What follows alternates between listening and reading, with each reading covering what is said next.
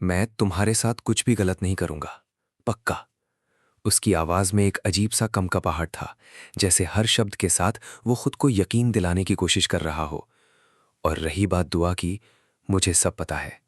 तुम उसके माँ बाप हो और मैं तो कुछ भी नहीं हूं। ये कहते हुए उसकी नजरें झुक गईं, जैसे अपने ही अस्तित्व से शर्मिंदा हूं। वो आगे बोलता है, मैं तुम पर कोई हक नहीं जताऊंगा, कोई दावा नहीं करूंगा। वो सब अब खत्म हो चुका है। सच कह रहा हूं, इस बार मैं झूठ नहीं बोल रहा। उसकी आवाज में दर्द साफ छलक रहा था, लेकिन सवाल ये था कि क्या ये दर्द सच्चा था या फिर एक और दिखावा। वो रुकता है, गहरी सांस लेता है और फिर धीरे से कहता है, बस मैं सिर्फ इतना चाहता हूं कि उसकी जिंदगी में एक छोटी सी जगह मिल जाए मुझे। बस एक कोना, जहां मैं खड़ा रह सकूं, जैसे दरवाजे के पीछे छुपा हुआ कोई साया, जो दिखे भी नहीं पर मौजूद हो। उसकी आंखों में एक अजीब सी उम्मीद चमक रही थी, जैसे उसे यकीन हो कि शायद उसे ये छोटा सा हक मिल जाएगा। मैं मिस्टर सलूजा बनकर रह लूंगा, बस दूर से, बिना किसी हक के। लेकिन क्या इतना आसान होता है? क्या किसी की जिंदगी में छोटी सी जगह मांग लेना उतना ही छोटा होता है जितना वो सुनने में लगता है? या फिर इसके पीछे छुपा होता है एक बड़ा तूफान, जो सब कुछ फिर से बिखेर सकता है? उसी वक्त माहौल अचानक बदल जाता है। विक्रांत के दर्द को समझने के लिए उसकी माँ अभी जिंदा है और वो किसी को भी अपने बेटे के करीब आने नहीं देना चाहती। मैं यहाँ विक्रांत को संभालने के लिए आई हूँ, एक आवाज़ गूंजती है, लेकिन जवाब तुरंत और सख्त आता है। संभालने के लिए उसकी माँ है, तुम यहाँ से चली जाओ। ये शब्द सिर्फ गुस्से में नहीं बोले गए थे, बल्कि उनमें डर भी छुपा था, डर कि कहीं कोई फिर से पुराने जख्म ना कुरेद दे। वो महिला चुप हो जाती है, लेकिन माहौल में एक अजीब सी बेचैनी फैल जाती है। विक्रांत अकेला बैठा है, उसकी आंखों में आंसू हैं। उसकी माँ उसके पास आती है और पूछती है, क्या हुआ बेटा, रो क्यों रहा है? विक्रांत की आवाज़ टूट जाती है, पता नहीं माँ, और क्या कर सकता हूँ मैं। मानता हूँ मैंने गलती की है, बहुत बड़ी गलती, और उसकी सज़ा भी भुगत रहा हूँ। उसकी हर बात में पछतावा साफ झलक रहा था। आपसे दूर रहकर मैं हर दिन मरता हूँ माँ, हर दिन। ये सिर्फ एक बेटा नहीं बोल रहा था, ये एक टूटा हुआ इंसान था जो अपने ही फैसलों के बोझ तले दब चुका था। लेकिन सवाल अब भी वही था, क्या ये पछतावा काफ़ी है? क्या ये आंसू उन गलतियों को मिटा सकते हैं जो उसने की हैं? कमरे में खामोशी छा जाती है, लेकिन ये खामोशी तूफान से पहले की शांति जैसी है, क्योंकि जो आने वाला है वो सिर्फ एक रिश्ता नहीं, बल्कि कई जिंदगियों को बदलने वाला है। और शायद इस बार कोई भी पहले जैसा नहीं रहेगा। कमरे में पसरी खामोशी अब भारी होती जा रही थी, जैसे हर दीवार उस दर्द की गवाह बन चुकी हो जिसे कोई शब्दों में बयान नहीं कर पा रहा था। विक्रांत की आंखों से आंसू रुकने का नाम नहीं ले रहे थे और उसकी माँ उसे बस चुपचाप देख रही थी। एक माँ जो अपने बेटे को टूटते हुए देख रही थी, लेकिन अंदर ही अंदर खुद भी बिखर रही थी। गलती मान लेने से सब ठीक नहीं हो जाता विक्रांत। उसकी माँ की आवाज़ धीमी थी, लेकिन उसमें एक कड़वा सच छुपा था। विक्रांत ने सिर झुका लिया। मुझे पता है माँ, पर मैं क्या करूं? मैंने जो किया वो वापस तो नहीं ले सकता ना, लेकिन मैं कोशिश तो कर सकता हूं ना, कुछ ठीक करने की। उसकी आवाज़ में एक उम्मीद थी, लेकिन वो उम्मीद बहुत कमज़ोर थी, जैसे किसी बुझते दिए की आखिरी लौ।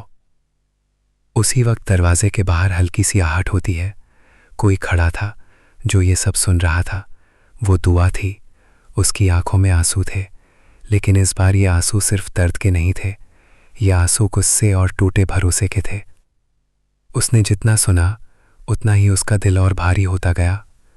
छोटी सी जगह, वो खुद से बुदबुदाई, मेरी जिंदगी कोई घर नहीं है जहां कोई भी आकर कोना मांग ले।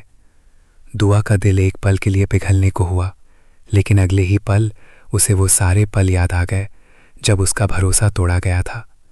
उसने गहरी सांस ली और दरवाज़ा खोलकर अंदर आ गई। कमरे में अचानक सन्नाटा छा गया।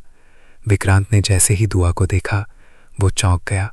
उसकी आंखों में डर साफ दिख रहा था। तुम यहाँ? विक्रांत की आवाज़ लड़खड़ा गई।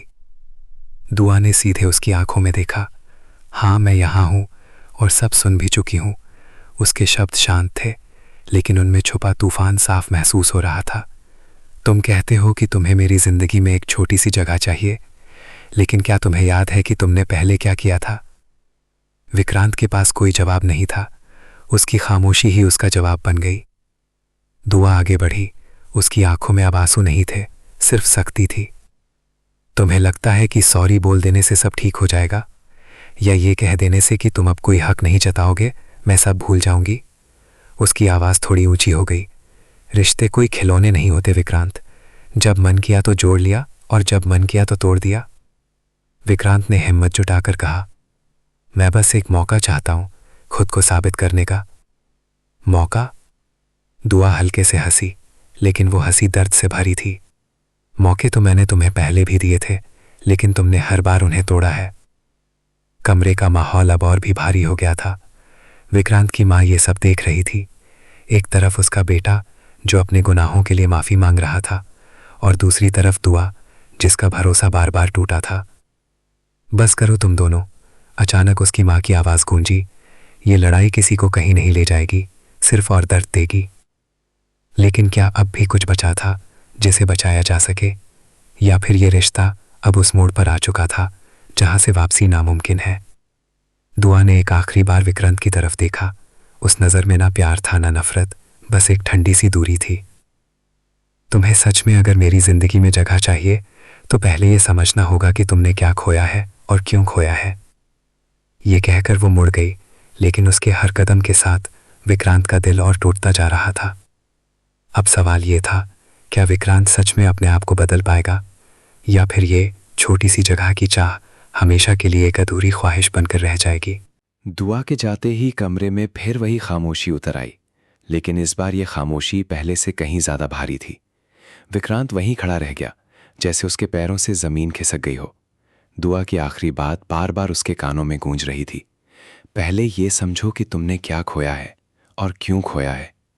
ये सिर्फ एक ताना नहीं था, ये उसके हर उस फैसले का आईना था जिससे उसने सब कुछ अपने हाथों से बर्बाद किया था। उसकी माँ ने पहली बार बेटे को इस तरह टूटते देखा। उन्होंने धीरे से उसके कंधे पर हाथ रखा, लेकिन विक्रांत ने सिर उठाकर देखा भी नहीं।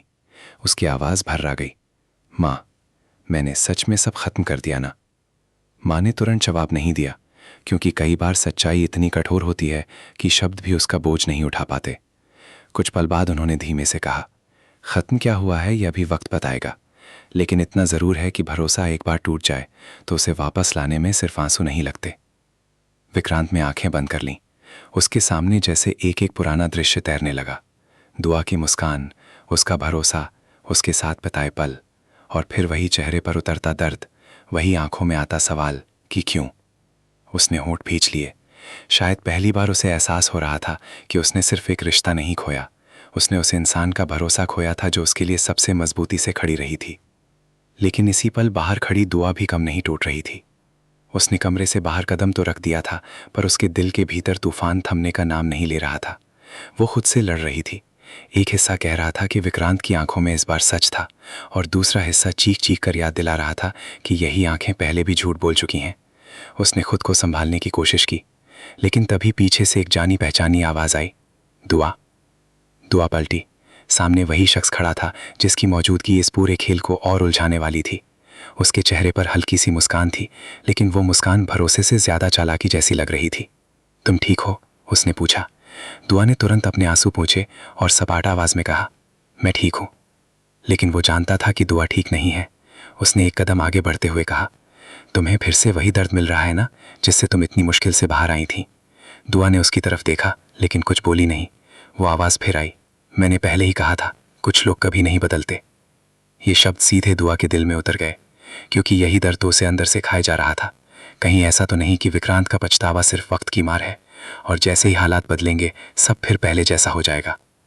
दुआ ने अपने दिल को मजबूत किया और बोली, मुझे किसी की सलाह नहीं चाहिए, मैं खुद समझ सकती हूँ कि मेरे लिए क्या सही है। सामने खड़ा शख्स हल्का सा मुस्कुराया, लेकिन उसकी आंखों में एक अजीब सी चमक थी, जैसे उसे वही चाहिए था जो अभी हो रहा था। दुआ का डगमगाता भरोसा, विक्रांत की टूटती उम्मीद और रिश्तों के बीच बढ़ती दूरी। उधर कमरे के अंदर विक्रांत की माँ चुप नहीं रह पाई। उन्होंने सीधे कहा, तू सिर्फ दुआ से माफ़ी मांगकर सब ठीक नहीं कर सकता। अगर सच में बदलना चाहता है तो पहले खुद को बदल, वरना ये आंसू सिर्फ एक और कमजोरी बनकर रह जाएंगे। विक्रांत ने पहली बार सिर उठाया। उसकी आंखों में अब सिर्फ पछतावा नहीं था, वहाँ एक फैसला भी जन्म ले रहा था। उसने धीरे से कहा, मैं इस बार सच में सब ठीक करना चाहता हूँ माँ, चाहे इसके लिए मुझे खुद से ही क्यों न लड़ना पड़े। लेकिन शायद उसे ये नहीं पता था कि खेल अब सिर्फ उसकी और दुआ के बीच नहीं रहा। कोई और भी था जो चाहता था कि ये दूरियां कभी खत्म ना हो। और उसी वक्त बाहर खड़ा वही शख्स अपने फ़ोन पर किसी से धीमी आवाज़ में बोला, सब वैसा ही हो रहा है जैसा हमने सोचा था। अब बस एक आखिरी धक्का और फिर दुआ हमेशा के लिए विक्रांत से दूर हो जाएगी। ये सुनकर जैसे हवा भी थम गई। क्या दुआ और विक्रांत के बीच की दरार सिर्फ गलतफहमियों की थी, या इसके पीछे कोई बहुत बड़ा खेल खेला जा रहा था? और सबसे बड़ा सवाल, जब सच सामने आएगा तब सबसे ज्यादा टूटेगा कौन? रात गहराती जा रही थी, लेकिन इस कहानी के अंधेरे अब सिर्फ बाहर नहीं, अंदर भी फैलने लगे थे। दुआ अकेली खड़ी थी, पर उसे ऐसा लग रहा था जैसे कोई उसकी हर सोच, हर कमजोरी पर नजर रख रहा हो। अभी अभी जो उसने सुना था, वो उसके दिल में एक नई बेचैनी छोड़ गया था। सब वैसा ही हो रहा है जैसा हमने सोचा था। ये शब्द उसके कानों में बार बार गूंज रहे थे। क्या सच में उसके और विक्रांत के बीच जो कुछ भी हो रहा है, वो किसी की सोची समझी चाल है? दुआ ने खुद को समझाने की कोशिश की, नहीं, ये सिर्फ मेरा वहम है। लेकिन दिल मानने को तैयार नहीं था। उसने तय किया कि अब वो सिर्फ भावनाओं में बहकर कोई फैसला नहीं लेगी। सच जो भी है उसे सामने लाना ही होगा। उधर वही रहस्यमयी शख्स एक अंधेरे कोने में खड़ा था। उसके चेहरे पर अब खुलकर एक साजिश भरी मुस्कान थी। अब बस एक आखिरी कदम, उसने खुद से कहा। उसने जेब से फ़ोन निकाला और किसी को मैसेज टाइप किया। कल सब खत्म हो जाएगा। दुआ खुद विक्रांत से नफरत करने लगेगी। अगली सुबह सब कुछ सामान्य लग रहा था, लेकिन ये शांति सिर्फ तूफान से पहले की थी। घर में हलचल थी, लेकिन हर कोई अपने अपने ख्यालों में उलझा हुआ था। विक्रांत ने पूरी रात नहीं सोया था। उसकी आंखों में थकान थी, लेकिन साथ ही एक अजीब सा निश्चय भी था। उसने आईने में खुद को देखा और धीरे से कहा, अब और नहीं, इस बार मैं सच से भागूंगा नहीं। उधर दुआ ने भी फैसला कर लिया था। अब वो अपने दिल की नहीं, दिमाग की सुनेगी। उसने उस रहस्यमयी शख्स से मिलने का निश्चय किया, क्योंकि अब उसे जवाब चाहिए थे। जब दोनों आमने सामने आए तो माहौल में एक अजीब सा तनाव था। दुआ ने सीधे सवाल किया, कल रात तुम किससे बात कर रहे थे? वो शख्स एक पल के लिए चौंका, लेकिन तुरंत संभल गया। तुम क्या कहना चाहती हो? दुआ ने उसकी आंखों में देखते हुए कहा, सच, सिर्फ सच, क्योंकि अब मुझे शक हो रहा है कि ये सब जो मेरे और विक्रांत के बीच हो रहा है, वो सिर्फ हमारी गलती नहीं है। उसके चेहरे पर हल्की सी मुस्कान आई, लेकिन इस बार वो मुस्कान डरावनी थी। अगर मैं कहूं कि तुम्हारा शक सही है तो? दुआ का दिल एक पल के लिए रुक गया। मतलब? वो धीरे धीरे उसके करीब आया और फुसफुसाया, मतलब ये कि कुछ रिश्ते खुद नहीं टूटते, उन्हें तोड़ा जाता है, और तुम दोनों के बीच जो हुआ वो भी एक खेल था। दुआ के पैरों तले जमीन खिसक गई। कौन कौन कर रहा है ये सब? वो शख्स मुस्कुराया, लेकिन इस बार उसने कोई जवाब नहीं दिया। बस इतना कहा, सच जानना इतना आसान नहीं होता दुआ, और कभी कभी सच जानकर इंसान खुद टूट जाता है। उधर विक्रांत को भी कुछ अजीब सा एहसास हो रहा था, जैसे कोई चीज़ उससे छुपाई जा रही हो, जैसे उसके आसपास कुछ गलत हो रहा हो। उसने पुराने मैसेज, पुराने कॉल्स चेक करने शुरू किए, और तभी उसकी नज़र एक ऐसी चीज़ पर पड़ी जिसने उसके होश उड़ा दिए। ये कैसे हो सकता है? उसकी आवाज़ कांप गई। उसके सामने जो सच था वो सिर्फ एक धोखा नहीं था, वो एक पूरी साजिश का सबूत था। अब कहानी उस मोड़ पर आ चुकी थी जहां हर किरदार के सामने दो रास्ते थे, या तो सच का सामना करें या फिर हमेशा के लिए इस झूठ में जीते रहें। लेकिन सबसे बड़ा सवाल अब भी बाकी था। क्या दुआ और विक्रांत इस साजिश के खिलाफ साथ खड़े होंगे, या ये खेल उन्हें हमेशा के लिए अलग कर देगा? और जब असली गुनहगार सामने आएगा तो क्या कोई भी इस सच्चाई को सह पाएगा? विक्रांत के हाथ कांप रहे थे। फोन की स्क्रीन पर जो कुछ दिख रहा था उसने उसकी सांसें रोक दी थीं। वो सिर्फ कुछ मैसेज नहीं थे, वो हर उस झूठ का सबूत थे जिसने दुआ और उसके रिश्ते को अंदर ही अंदर तोड़ दिया था। ये सब प्लान था? उसकी आवाज़ धीमी थी, लेकिन अंदर एक तूफान उठ चुका था। हर मैसेज में वही पैटर्न था, गलतफहमियां पैदा करना, बातों को तोड़ मरोड़ कर पेश करना, और धीरे धीरे दुआ के मन में विक्रांत के लिए शक भरना। विक्रांत की आंखों के सामने जैसे सारी कड़ियां जुड़ने लगीं। इसका मतलब दुआ ने जो कुछ भी सोचा, जो कुछ भी महसूस किया, वो सब किसी के इशारे पर था। लेकिन अगले ही पल उसने खुद को रोका। नहीं, सिर्फ साजिश को दोष देकर मैं अपनी गलती से नहीं भाग सकता। यह एहसास उसे और तोड़ रहा था।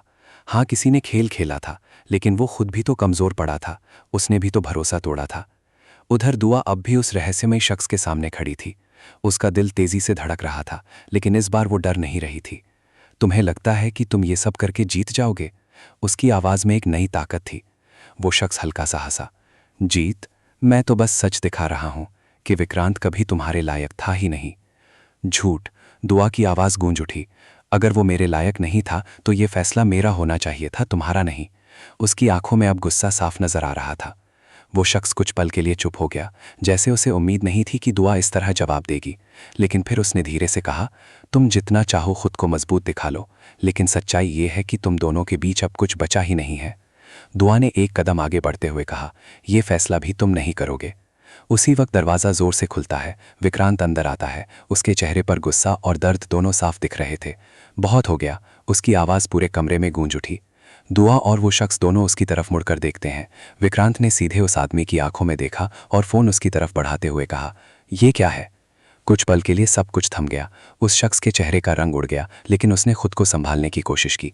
तुम गलत समझ रहे हो। बस, विक्रांत चिल्लाया, अब और झूठ नहीं। ये सारे मैसेज, ये सारी बातें, सब कुछ तुम्हारी साजिश का हिस्सा था ना? दुआ के हाथ ठंडे पड़ गए। वो विक्रांत और उस शख्स के बीच देख रही थी। उसकी आंखों में डर और उम्मीद दोनों थे। विक्रांत ने आगे कहा, तुमने हमारे बीच गलतफहमियां पैदा की, हमें एक दूसरे के खिलाफ किया। क्यों?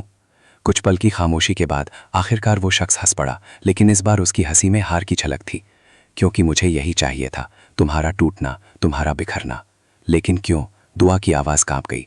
उसने गहरी सांस ली और कहा, क्योंकि जब तुम दोनों साथ थे तब मैं हमेशा अकेला था। तुम्हारी खुशियां मुझे चुभती थीं और मैं देखना चाहता था कि जब ये खुशियां छिन जाएंगी तब तुम कैसे जियोगे। ये सुनकर जैसे सब कुछ साफ हो गया, लेकिन साथ ही सब कुछ और ज़्यादा दर्दनाक भी हो गया। दुआ की आंखों से आंसू बहने लगे, लेकिन इस बार ये आंसू सिर्फ दुख के नहीं थे, बल्कि एक सच्चाई के उजागर होने के थे।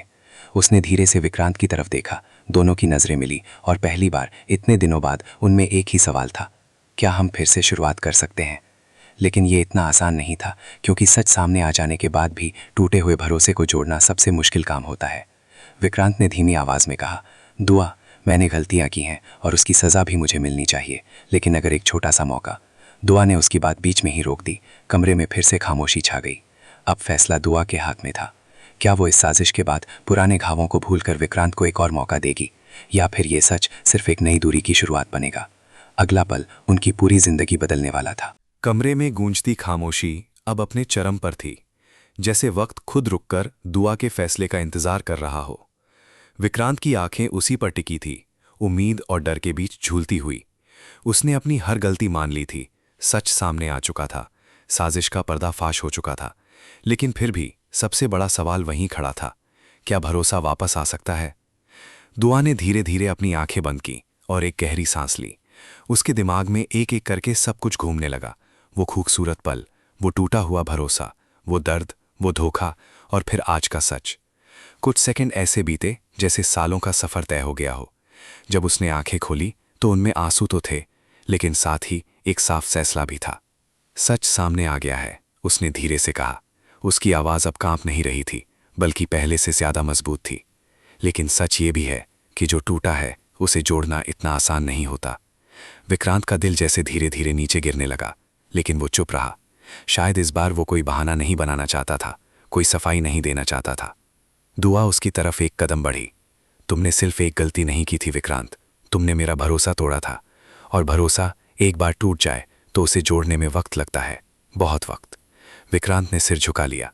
मैं इंतज़ार करूंगा, उसने धीरे से कहा। जितना भी वक्त लगे मैं इंतज़ार करूंगा। दुआ ने उसकी बात सुनी और कुछ पल तक उसे देखती रही। फिर उसने वो कहा जिसने सब कुछ बदल दिया, मैं तुम्हें माफ़ करती हूँ। ये सुनते ही विक्रांत ने सिर उठाया। उसकी आंखों में एक चमक आ गई, लेकिन अगले ही पल दुआ ने अपनी बात पूरी की। लेकिन इसका मतलब ये नहीं कि सब पहले जैसा हो जाएगा। उसकी ये बात सीधे दिल पर लगी, लेकिन इसमें सच्चाई थी। हम फिर से शुरू कर सकते हैं, दुआ ने आगे कहा, लेकिन इस बार सब कुछ धीरे धीरे होगा, बिना किसी झूठ के, बिना किसी साजिश के, सिर्फ सच के साथ। विक्रांत की आंखों से आंसू बह निकले, लेकिन इस बार ये आंसू दर्द के नहीं, बल्कि एक नई उम्मीद के थे। मैं वादा करता हूँ, इस बार सब कुछ सही होगा। उसी वक्त पीछे खड़ा वो शख्स जिसने ये सारी साजिश रची थी, चुपचाप ये सब देख रहा था। उसकी हार साफ थी, लेकिन उसकी आंखों में अब भी एक अधूरा सा गुस्सा बाकी था, जैसे ये कहानी यहीं ख़त्म नहीं होने वाली। दुआ ने एक आखिरी बार उसकी तरफ देखा और कहा, रिश्ते तोड़ना आसान होता है, लेकिन उन्हें समझना और निभाना मुश्किल। तुमने जो किया उसका जवाब तुम्हें ज़रूर मिलेगा, लेकिन अब हमारी ज़िंदगी में तुम्हारे लिए कोई जगह नहीं है। वो शख्स बिना कुछ कहे वहां से चला गया, लेकिन उसके कदमों की आवाज़ जैसे एक चेतावनी छोड़ गई। कहानी अभी खत्म नहीं हुई है। दुआ और विक्रांत आमने सामने खड़े थे। इस बार उनके बीच कोई झूठ नहीं था, कोई साजिश नहीं थी, सिर्फ एक नई शुरुआत की हल्की सी उम्मीद थी। लेकिन ये रास्ता आसान नहीं होने वाला था। हर कदम पर उन्हें अपने पुराने घावों से लड़ना होगा, हर दिन उन्हें अपने भरोसे को फिर से बनाना होगा। और यही इस कहानी का असली मोड़ था, जहां माफ़ी मिली लेकिन बिना शर्त नहीं, जहां प्यार बाकी था लेकिन पहले जैसा नहीं, और जहां शुरुआत हुई लेकिन इस बार सच्चाई के साथ। क्या ये नई शुरुआत सच में उनके रिश्ते को बचा पाएगी, या फिर अतीत के साए एक बार फिर सब कुछ बिखेर देंगे?